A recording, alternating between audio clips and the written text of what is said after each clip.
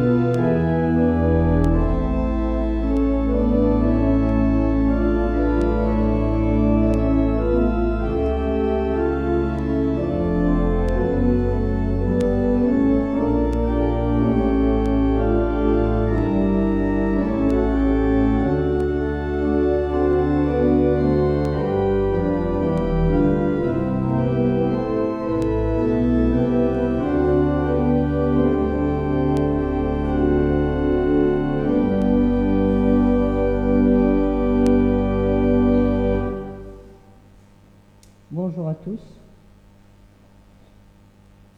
Proclamation de la grâce de Dieu. Voici venu le temps de reposer nos vies dans la parole.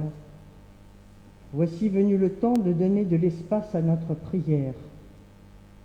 Voici venu le temps d'accueillir la présence qui nous bénit. Que la paix de Dieu, Père, Fils et Souffle Saint, soit avec nous tous ce matin.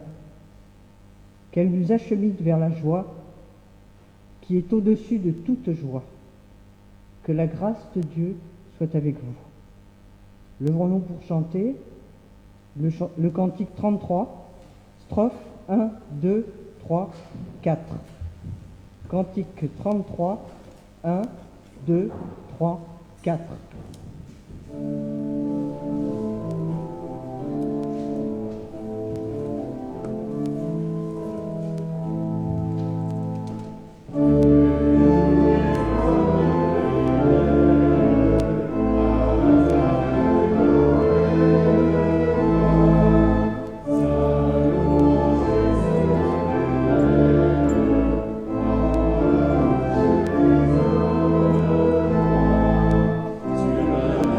Tu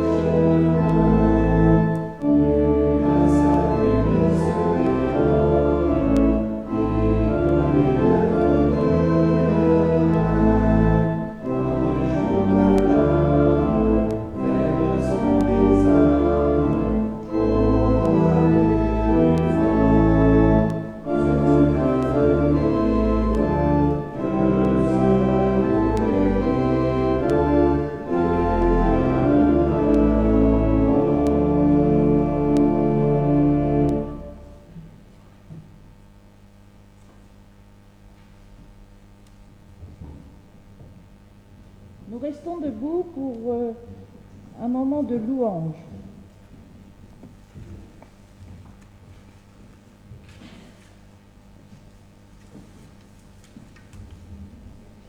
Seigneur, nous rêvons toujours d'une maison pleine de rires et de chansons, une maison qui sente bon le pain chaud et la lavande, une maison où l'on a hâte de retourner.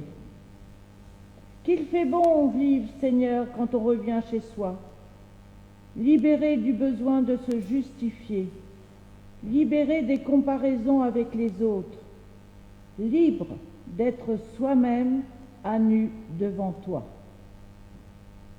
Qu'il fait bon vivre, Seigneur, quand on revient chez soi, avec l'envie d'ouvrir grand ses portes et ses fenêtres, avec l'envie que les autres se sentent chez eux, dans une maison pleine de rire et de chansons.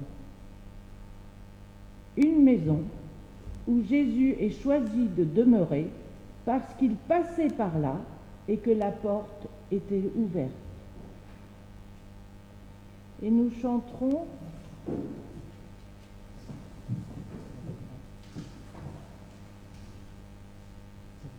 le cantique 4107, les strophes 1, 2, 3 et 4. C'est un chant avec un Alléluia, mais on fera l'Alléluia qu'une fois à la fin. On ne le fera pas à chaque strophe.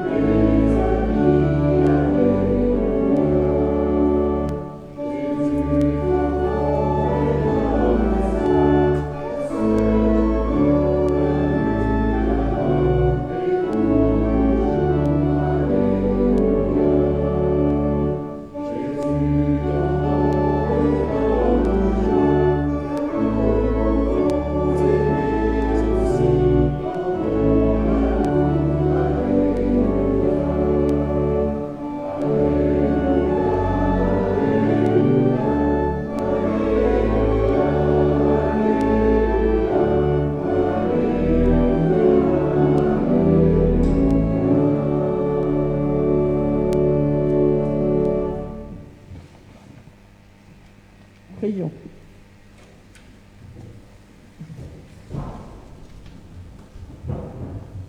Prions.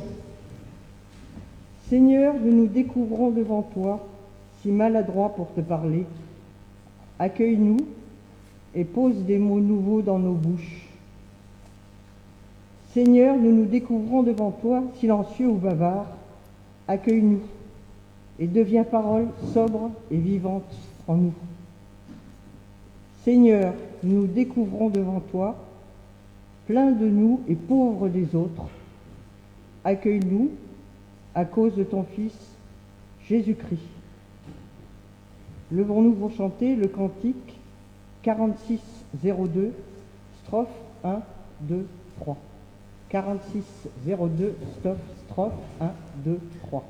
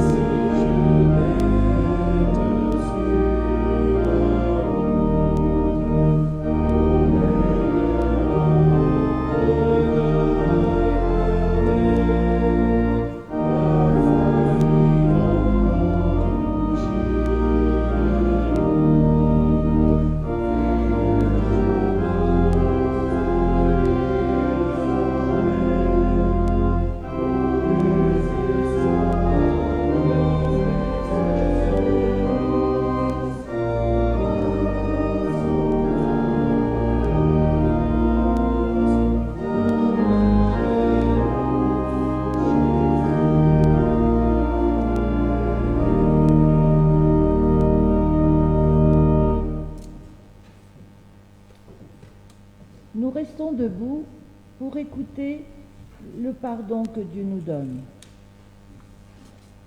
S'ouvrir à ton Verbe créateur. Seigneur, recevoir le monde et ses lois comme un cadeau venu de toi. Recevoir le monde par tous nos pores, comme l'éternité à chaque aurore. T'entendre et te recevoir comme corps et âme, c'est là toute notre prière, ô Dieu notre Père. Que ton Verbe créateur, comme au premier jour, réveille en nous le chant de ton amour.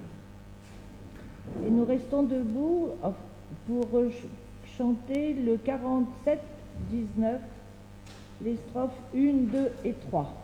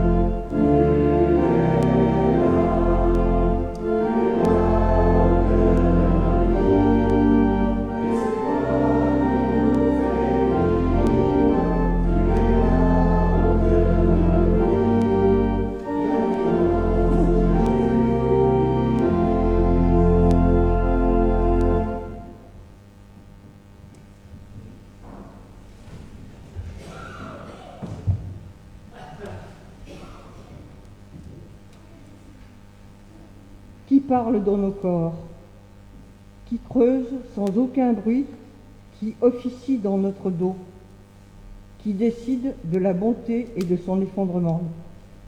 C'est un extrait d'un poème d'une certaine Mireille Fargier-Caruso.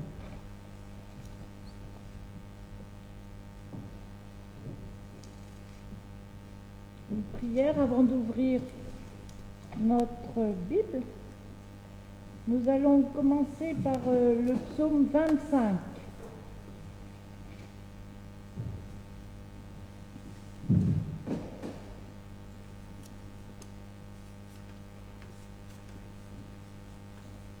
C'est au Seigneur qu'appartient le monde avec tout ce qu'il contient, la terre avec tout ce qui l'habite. C'est lui qui l'a fixé. Oh, pardon, excusez-moi. Je me suis trompée. Je suis au 24. Tout le monde avait reconnu, bien sûr. Bien sûr, tout de suite. Donc, psaume 25, excusez-moi. Psaume 25. Je me tourne vers toi, Seigneur. Je me tourne vers toi, Seigneur mon Dieu. Je me suis fié à toi. Ne me laisse pas déçu. Ne laisse pas mes ennemis crier victoire à mon sujet. Aucun de ceux qui comptent sur toi n'aura à le regretter.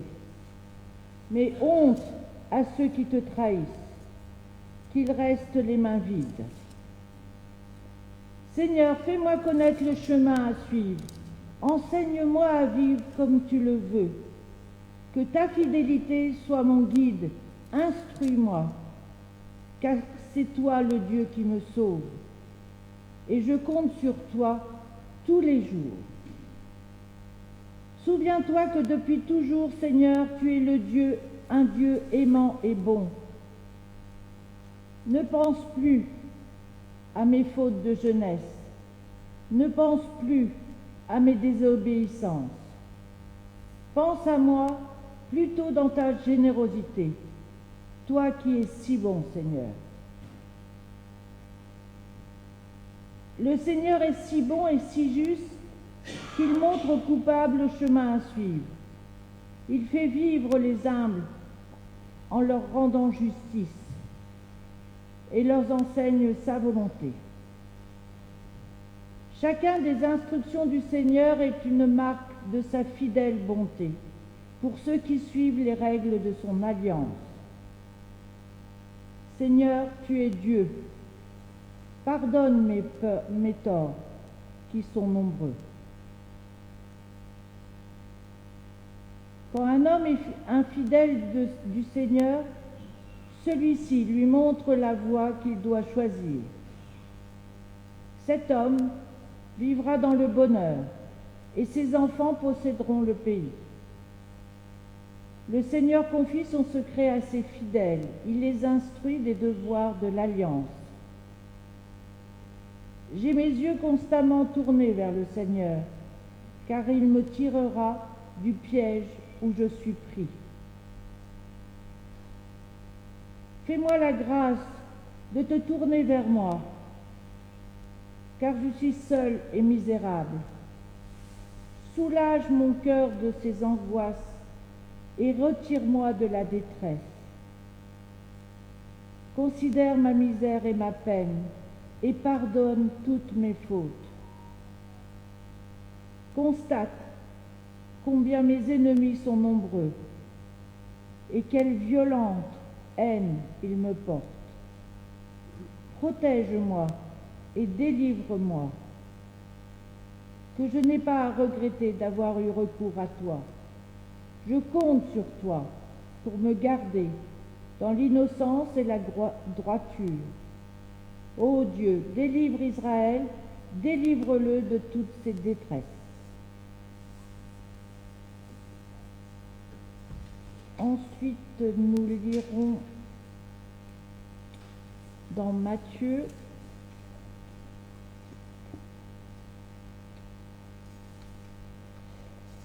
chapitre 13, versets 44 et 45. Le royaume des cieux ressemble à un trésor caché dans un champ. Un homme découvre ce trésor et le cache de nouveau. Il est si heureux qu'il va vendre tout ce qu'il possède et revient acheter ce champ. Le royaume des cieux ressemble aussi encore à un marchand qui cherche de belles perles.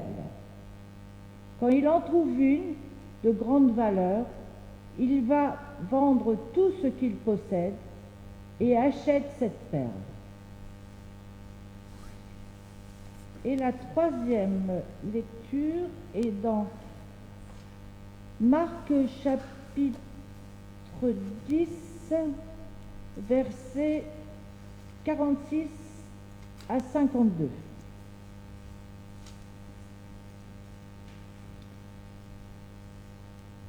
Ils arrivèrent à Jéricho. Lorsque Jésus sortit de cette ville avec ses disciples et une grande foule, un aveugle appelé Bartimée, fils de Timée, était assis au bord du chemin et mendiait. Quand il entendit que c'était Jésus de Nazareth, il se mit à crier « Jésus, fils de David, aie pitié de moi !» Beaucoup lui faisaient des reproches pour qu'il se taise, mais il continuait à crier encore plus fort « Fils de David, aie pitié de moi !» Jésus s'arrêta alors et dit « appelez-le.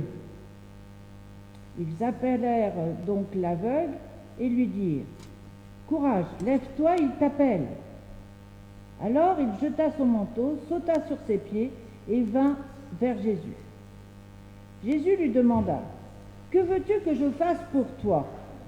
L'aveugle lui répondit, Maître, fais que je voie de nouveau. Et Jésus lui dit, va, ta foi t'a guéri. Aussitôt, il put voir, et il suivit Jésus sur le chemin.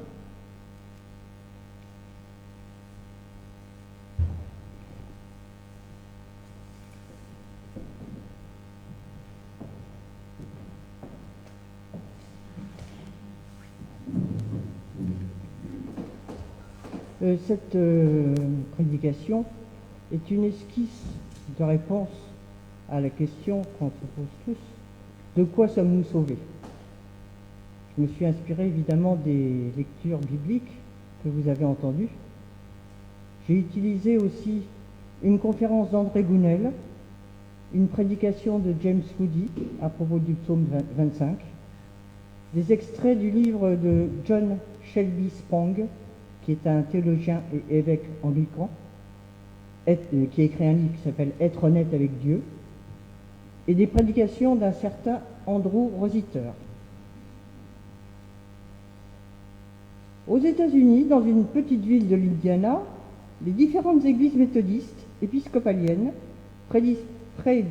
presbytériennes, pentecôtistes se sont mises d'accord, ce qui est déjà un grand miracle, pour entreprendre en commun une campagne d'évangélisation sur le thème « Jésus, notre Sauveur ». Cette campagne commence par un défilé de chorales, des orchestres, des groupes de jeunes, des majorettes de diverses églises, qui portent tous une immense pancarte « Jésus sauve ». Le lendemain, le journal local publie une grande photographie de ce défilé avec un commentaire ironique. Ils nous disent tous qu'ils nous sauvent, mais personne ne nous dit de quoi. En effet, nous pouvons nous poser la question, de quoi sommes-nous sauvés? En devenant adultes, nous sommes, et c'est bien normal, envahis par un sentiment de toute puissance. L'avenir s'offre à moi, contre vents et marées, je vais réussir ma vie, le monde m'appartient. Mais les vicissitudes de la vie se chargent, souvent assez vite, de nous rappeler les limites de notre liberté. Le poids du passé, et cela peut remonter à plusieurs générations, pèse à mon insu sur mes décisions, sur la façon que j'ai d'être une mère, une femme, sur la façon de m'inscrire dans la société, de choisir mes amis, etc. Les contingences historiques et sociales contribuent également à façonner mon existence et à en modifier les contours. Il peut m'arriver de me sentir étrangère à moi-même, une disharmonie peut s'installer entre le monde qui m'entoure et mes sentiments les plus profonds. Dans cette opacité, je perçois les limites de ma raison. C'est alors que se pose parfois dans les quiétudes la question du sens, la question du salut. Dans mon fort intérieur, je pressens cependant l'existence d'une force qui m'habite et qui me pousse, non seulement à me perpétuer dans mon être, mais aussi à lui donner une direction. Cette force semble me traverser sans que je sache très bien d'où elle vient, ni où elle semble m'entraîner. Les récits bibliques me parlent de cette force qui nous tient debout, nous relève, nous force à nous battre, à espérer. De quoi avons-nous besoin d'être guéris ou sauvés? À cette question, on a donné dans l'origine du christianisme 4 réponses différentes. Autrement dit, on a discerné 4 formes différentes sous lesquelles se manifeste la détresse humaine, dont parle le psaume 25, à mon avis formidablement. Je mentionne en premier lieu la forme la plus classique, la culpabilité. L'être humain se sent fautif, imparfait, indigne. Il a toujours quelque chose à se reprocher. Ce qui l'inquiète est le travail et peut peser sur ses choix. Une faille peut s'établir entre ce que nous sommes et ce que nous voudrions être. Selon le dogme du péché originel, définir Jésus comme sauveur implique que nous sommes pécheurs et que la vie humaine est sans espoir. Nous nous approprions l'ancien mythe qui disait que l'homme a été créé parfait et que sa chute étant le péché nécessite qu'il soit sauvé. On croyait cela avant la théorie de l'évolution. Or, la vie a évolué des milliards d'années avant de devenir humanité. La conception selon laquelle j'aurais besoin d'un sauveur personnel qui me sauverait d'une chute que je n'ai jamais faite et me rendrait à un état que je n'ai jamais eu me semble aujourd'hui n'avoir aucun sens. Or, Jésus sauve. C'est une certitude. Par sa grâce, qui est le regard que Dieu porte sur nous. Il nous sauve de nous-mêmes, en nous autorisant à être ce que nous sommes, en nous permettant d'accomplir notre humanité. Il nous invite à nous perfectionner dans notre être. Dieu me légitime. Comme Matthieu l'évangéliste nous le dit, nous sommes une perle fine, nous avons du prix. Nelson Mandela a écrit « Nous sommes nés pour rendre manifeste la lumière qui est en nous. Au fur et à mesure que nous faisons briller notre propre lumière, nous donnons inconsciemment aux autres la permission de faire de même. Jésus me permet d'être moi dans ce corps faillible et cet esprit tortueux. Dieu m'accompagne. Dans mon sentiment de culpabilité, je me sens moins seul. » La deuxième forme par laquelle se manifeste la détresse humaine, c'est le sentiment d'injustice. L'être humain se trouve pris dans un système de production, de consommation, d'organisation du monde qui l'assujettit, le domine, lui enlève la maîtrise de son existence, ce qui le condamne à la misère ou à une vie dépourvue d'intérêt. Il devient la victime d'une logique économique folle qui multiplie les chômeurs et au fur et à mesure qu'elle cumule les richesses.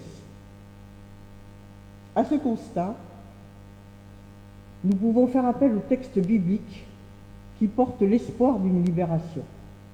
La libération d'Égypte, par exemple,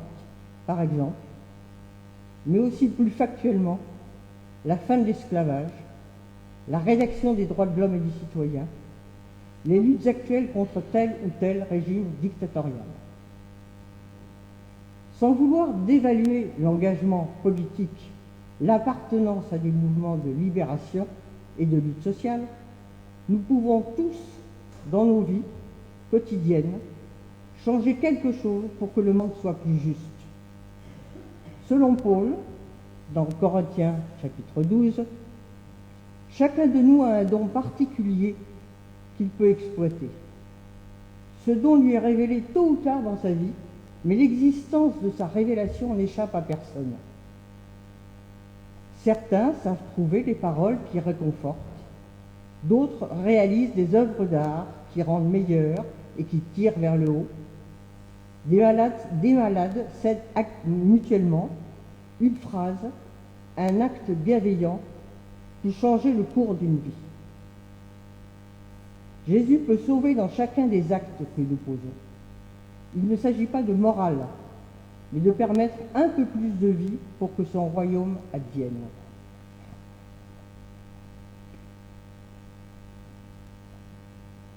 La détresse humaine prend aussi une troisième forme, la peur de la mort. La crainte de la disparition de notre être, l'homme se sait vulnérable. À tout moment, la maladie ou un accident peuvent l'emporter.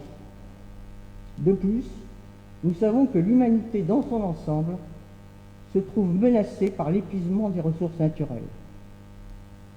Devant cette angoisse inévitable, le salut consiste dans le don de la vie, dans la proclamation de la résurrection. Le Christ n'est pas mort sur la croix pour notre rédemption, mais pour nous montrer que nous pouvons dépasser notre condition d'être mortel au nom de valeurs qui nous habitent et qui nous fondent. Et par là même, nous accédons à une dimension d'éternité. Pensons à l'écrivain Max Jacob, dans un camp de concentration. Celui-ci a volontairement pris la place d'un déporté, père de famille, voué à la mort.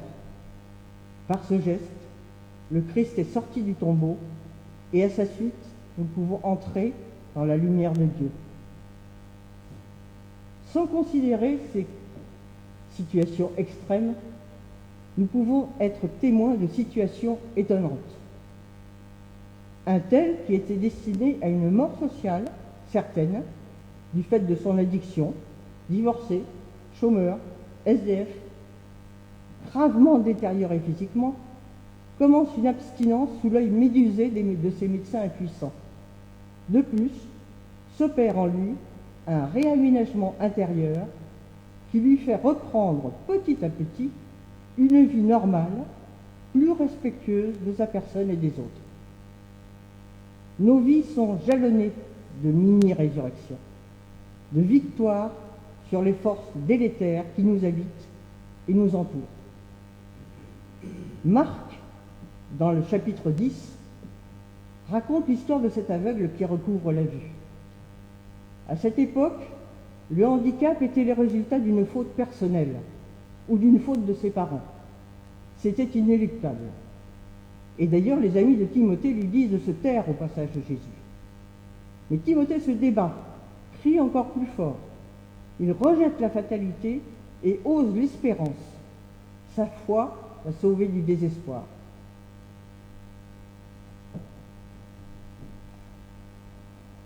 À la détresse de la mort s'ajoute une quatrième détresse, celle du sens de l'absurde. Nous rencontrons ici un des problèmes majeurs du siècle. Nous pouvons nous sentir déboussolés dans un monde de violence où les médias, les réseaux sociaux nous délivrent des messages contradictoires, alarmistes, faussement réconciliateurs autour d'hommes providentiels inquiétants. D'où la révolte de certains, la résignation des autres et l'appel à des divertissements aptes à nous vider l'esprit. Ce sens de l'absurde, dans son sens existentiel, est également magnifiquement exprimé par des philosophes et des écrivains comme Kafka, Camus, Beckett, des humoristes tels que Woody Allen ou Pierre Desproges. Je pense à une phrase qu'a dit Woody Allen qui est assez, à mon avis, assez drôle. L'éternité, c'est long, mais c'est surtout vers la fin. Et puis il a dit aussi, je croirai en Dieu si je trouve un plombier le dimanche. Pierre Desproges. Pierre Desproges, je ne veux pas. Bon. Nous découvrons cela dans les tableaux de David Hockney. Donc, je ne sais pas si vous le connaissez, vous le connaissez certainement. C'est un peintre américain qui a fait des tableaux au bord d'une piscine, au bord d'une station-service, avec un ciel de plomb, un paysage plat. C'est très parlant. De plus, je reprends. Donc, de plus, qui ne s'est pas demandé à un moment ou à un autre, mais qu'est-ce que je fais sur cette planète? Petit être humain, baladé entre deux infinis comme l'écrivain Pascal, j'essaye d'agir au mieux et je me trompe souvent. Un sentiment m'envahit. Celui que ma vie est une sorte de bricolage dans l'inéluctable. Un chemin que je fais à tâtons vers une destination inconnue.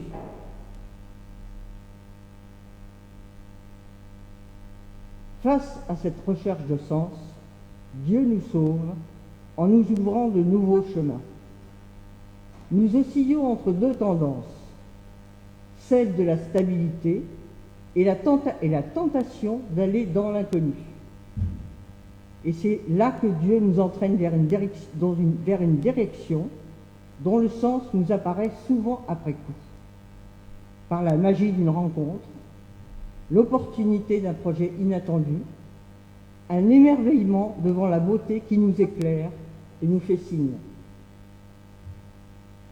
Si Dieu nous accompagne dans notre solitude existentielle, l'Église peut créer l'occasion de rencontres, de partage, permet de rompre l'isolement social de certains et de chacun de nous à certains moments de notre vie. À Luneray, nous sommes particulièrement gâtés lors des cultes, des partages bibliques et des activités diverses quand le Covid ne s'en mêle pas. Nous pouvons trouver chez l'autre ce qui nous manque pour devenir ce que nous sommes. Quand le sens de l'absurde gagne du terrain, nous retrouvons la foi dans une action, même minime. Nous changeons notre regard et retrouvons le courage de vivre. Pour finir, dans ces différentes expériences d'interrogation et de détresse, il existe une unité profonde. La puissance qui opère en Christ surmonte les négativités avec lesquelles nous sommes en prise, qu'elles soient d'ordre moral, la faute, physique, la mort, spirituelle, l'absurde, social, l'aliénation économique et politique.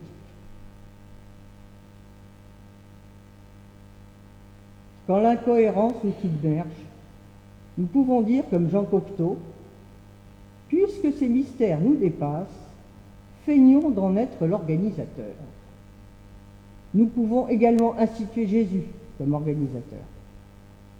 C'est un pari dangereux, car nous savons que la souffrance ne nous sera pas épargnée.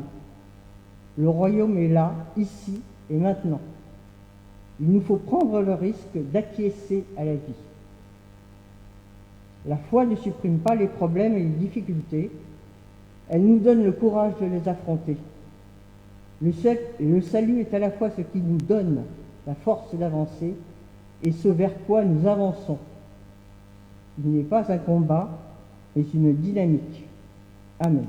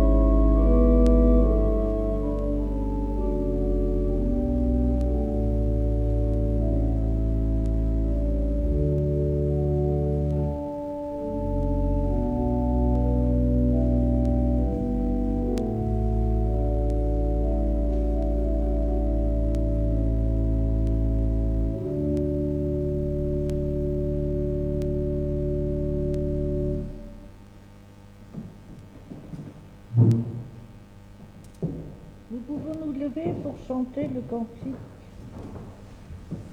Yeah. 33-20.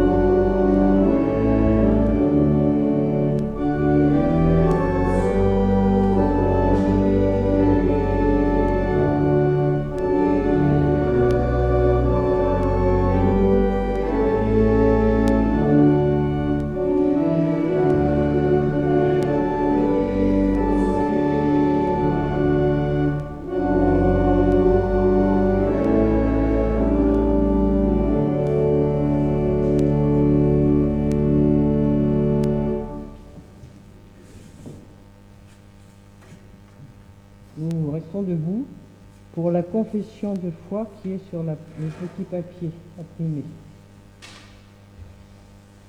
Je crois en un seul Dieu, ensemble, je crois en un seul Dieu, notre Père, le Créateur. Il a pour chacun des projets de vie et de joie. Je crois en Jésus-Christ, notre Seigneur et notre Frère, qui est l'homme et Fils de Dieu. Il vient à nous, il nous aime et nous sauve. Je crois en l'Esprit Saint, qui nous est offert comme un don gratuit. Il appelle la foi et fonde l'espérance véritable. Je crois que l'amour, par l'amour, la vie, touche la vie à la vie éternelle, et qu'en Dieu, nous demeurons toujours dans la liberté et dans la joie. Amen.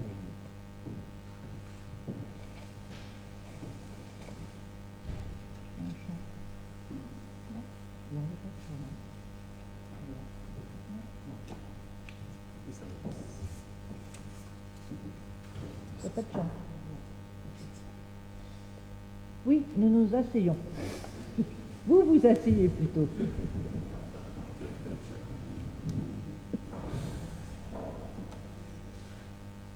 Alors,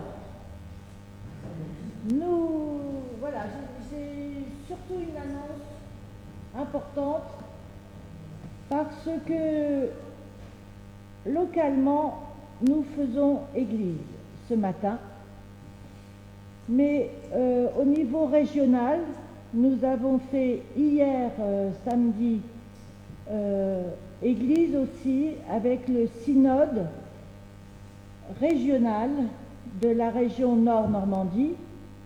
Alors ça a été quand même assez fastueux, je suis désolée moi d'être enfermée dans un petit carré, ne pas pouvoir m'exprimer parce que j'aime bien prendre la parole, vous avez remarqué. Et bon, mais ça, on a quand même poursuivi le projet de notre Église. Et au niveau national, vendredi, nous avons eu aussi une vidéoconférence au niveau d'un projet pour la vie de notre Église qui doit s'adapter actuellement à ce que nous vivons. Et nous devons tous ensemble réfléchir à ce que nous voulons faire de notre Église. Il faut vraiment qu'on va commencer un travail que le Conseil national nous demande de faire, tous les paroissiens, tout le monde, pour avoir une nouvelle vision de la mission de l'Église dans notre société, c'est-à-dire à quoi servons-nous, quelle réponse pouvons-nous donner à nos des nouvelles réponses pour notre société. Et nous avons donc, parce que, en fin de compte, je vais être rapporteur dans ce synode régional sur ce sujet-là. Donc, vous allez être des cobayes, parce que comme il y a 2 rapporteurs dans la région Nord-Normandie, je suis désolée, vous allez être obligés de travailler un peu plus que les autres paroisses de la Nord-Normandie. Et comme base, ils nous posent des questions auxquelles nous devons répondre. Et vous pouvez aller voir ce petit cahier rouge sur le site de la paroisse. Et en fin de compte, il y a 5 chapitres et avec des questions à chaque fois. Donc, en fin de compte, c'est nos réponses qui vont alimenter le prochain synode régional, qui alimentera lui-même le prochain synode national. C'est pas en 2021, puisqu'en 2021, on fait au niveau national celui du 2020 qui n'a pas été fait. C'est en 2022, c'est-à-dire qu'au niveau régional, la remontée des paroisses va arriver au synode régional en novembre de cette année. Donc c'est à vous de travailler d'abord. Alors les conseillers presbytéraux ont reçu tout ce cahier-là. Si vous ne l'avez pas reçu, si vous ne l'avez pas reçu, il faut nous le dire, ça veut dire que vous n'avez pas été bien déclaré comme nouveau conseiller presbytéral. Donc c'est à lire, à relire et à re-relire, parce qu'il faut que vous répondiez individuellement et avec le conseil à toutes les questions. Alors c'est pas gros, hein. C'est pas gros. Le premier et le deuxième chapitre est un peu... Ouais. Enfin, vous pouvez passer au 3e et au 4e chapitre si vraiment vous n'avez pas le temps. C'est vraiment Et en fin de compte, les remontées se feront sur le 3e et le 4e chapitre. Voilà. Il est possible que nous animions un culte sur ce sujet-là, pour que tout le monde ici puisse participer cet énorme travail, parce que non seulement il y a l'avenir de notre Église, mais aussi l'avenir des ministères. C'est le deuxième. Donc les ministères, qu'est-ce qu'un ministère? Qu'est-ce qu'ils vont devenir? Parce que nous avons quand même de moins en moins de pasteurs, donc il y a de plus en plus de laïcs qui s'engagent et même des laïcs qui voudraient être embauchés, enfin, j'allais dire fonctionnaires, non, salariés de l'Église. Est-ce qu'il faut les accepter? Est-ce qu'il faut accepter? Enfin, ça pose énormément de problèmes. Donc, on a vraiment besoin d'idées.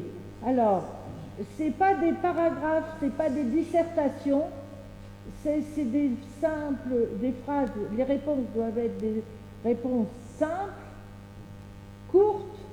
Même un mot peut suffire. Parce que comme je serai rapporteur, c'est moi qui aurai tout à reprendre, alors s'il n'y a pas trop de pages, ça m'ira mieux. Voilà. Donc voilà la grande... malheureusement, je vais vous en reparler souvent, parce que c'est un moment un peu historique de notre Église, parce que c'est une mise au point de l'état où on est et de ce qu'on peut prévoir pour l'avenir avec les vidéos avec ce qui nous arrive, quoi. Voilà pour ça. Alors Andrew mettra un lien sur notre site internet de la paroisse pour que vous pouviez imprimer ça.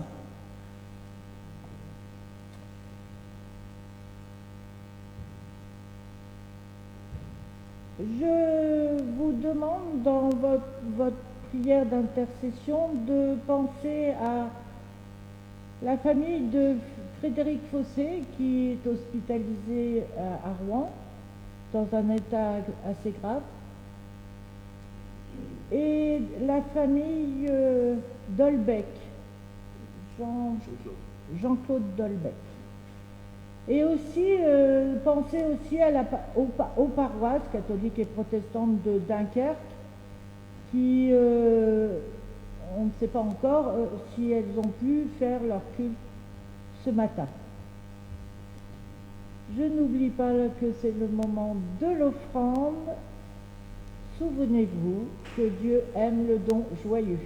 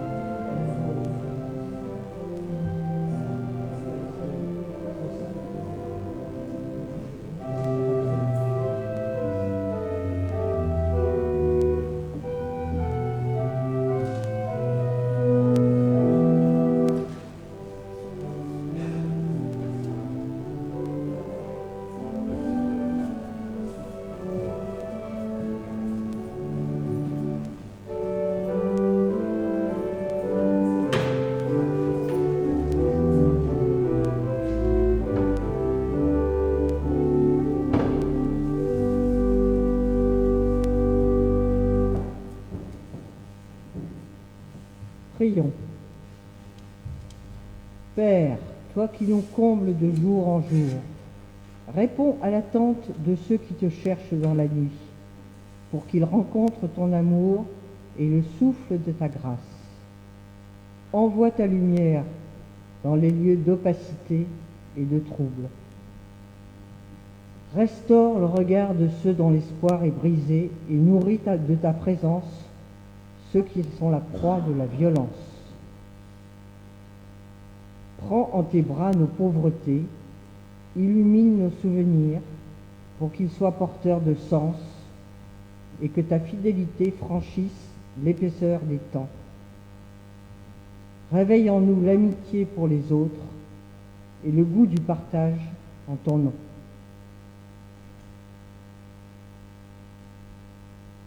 Nous pensons aux malades de la Covid. Nous pensons à tous les hospitalisés qui ne peuvent pas recevoir de visite, à ceux qui sont dans le désespoir car ils ne peuvent pas exercer leur métier, aux victimes des attentats, aux femmes qui meurent sous les coups de leurs conjoints. Pour tous et pour nous-mêmes, nous disons « Notre Père », levons-nous pour dire « Notre Père qui êtes aux cieux ». Notre Père qui êtes aux cieux, que votre nom soit sanctifié, que votre règne arrive, que votre volonté soit faite sur la terre comme au ciel. Donne-nous aujourd'hui notre pain de quotidien. Pardonne nos offenses, comme nous pardonnons aussi à ceux qui nous ont offensés. Ne nous soumis pas à la tentation, mais délivre-nous du mal. Car c'est dans le cœur la paix, la puissance et la gloire. Amen. Amen.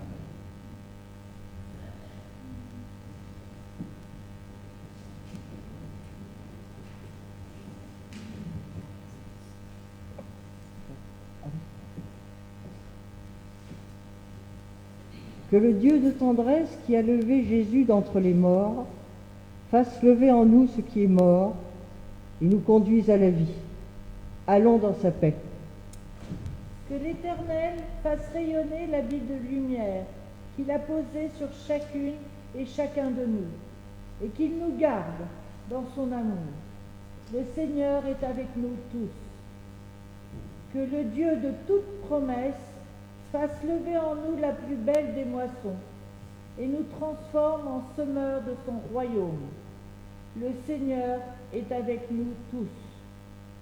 Amen. Et nous chanterons le cantique 34-18, les strophes 1, 2 et 3. Amen.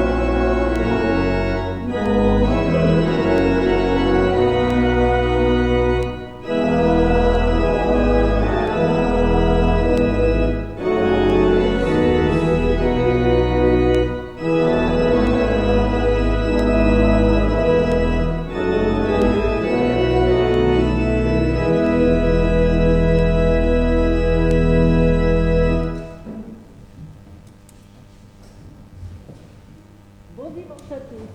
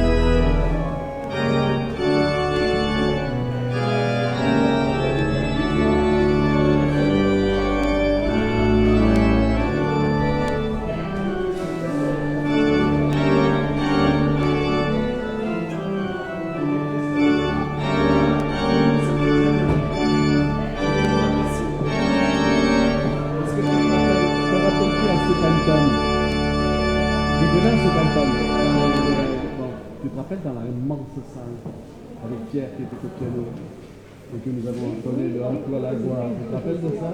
Et alors, à Tony Cruz, tu te rappelles de ça? Oui, parce que c'était là où il était père. Oui, il nous recevait dans cette immense salle. Et alors là, on avait entonné un Un toi la gloire, une puissance. J'ai trouvé ça génial. Et quand nous avons fait dans les rencontres, tu sais, franco-anglaises, bon, nous étions allés à Southampton et nous étions reçus, comme d'habitude d'ailleurs, on est reçus par le maire de la ville. Okay. Et là, c'était dans la mairie, une immense salle, immense, grand comme ça, on est dans le tu vois, okay, avec des enfants, tout ça. Puis, il y avait un piano dans le fond, et nous avions, parmi nous avions il était pasteur, oui, il était pasteur, mais il est dans le sud, Pierre, puis c'est lui au piano, et on a entonné, on était une bonne dizaine, une quinzaine, on a entonné un À toi la gloire. Une puissance, tu peux t'imaginer. J'aime bien cet hymne parce que tout le monde le connaît. Ah bah c'est Et un on chant chante, bien avec c'est un rempart que notre Dieu, c'est un chant bien. J'aime beaucoup ça. En tous les cas, j'ai apprécié. Bon, bah merci. On va j'espère un jour reprendre nos activités. On verra bien. Ça n'a pas l'air d'être très... Non, c'est pas pour le moment.